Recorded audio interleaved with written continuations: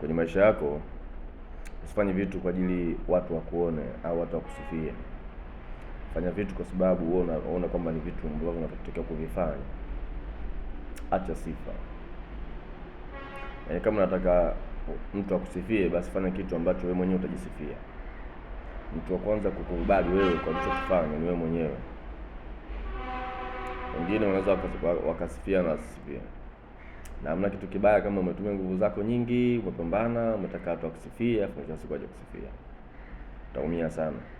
Kwa hiyo usifanye kitu kwa ajili ya watu, fanya kitu kwa ajili yako mwenyewe. Alafu utasikia furaha iliyoko ndani yako utakapofanya kitu ambacho unataka kufanya. Watu wengi wamekuwa wakihangaika sana kwa ajili watu watanionaje.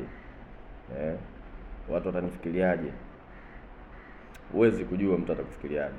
Wala usihangaike kujua mtu atakufikiriaje. Mtu atakufikiria tu anavyofikiria yeye. Ambavyo inaweza kaja tofauti na ambavyo unafikiria wewe. Kufanya kitu kwa manufaa yako mwenyewe, fanya kitu kwa faida zako mwenyewe. Hapo utafurahia maisha.